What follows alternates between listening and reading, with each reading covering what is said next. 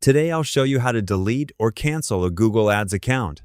Canceling a Google Ads account stops your ads from running, but it does not delete your billing history or campaign data completely.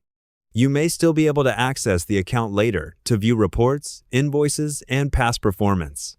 First, open Google Ads and log into the account you want to cancel.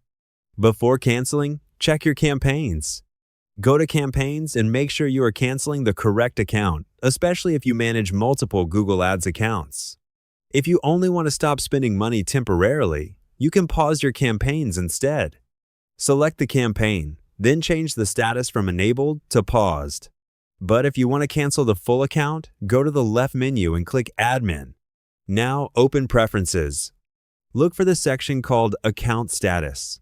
Click Cancel My Account. Google Ads may ask you to confirm the cancellation.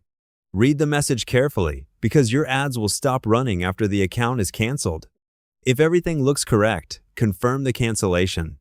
After canceling, go to Billing and check your balance. If you have unpaid charges, Google may still bill your payment method for costs that were already made before cancellation. If you have prepaid funds left in the account, Google may refund the remaining balance if your payment method and country are eligible.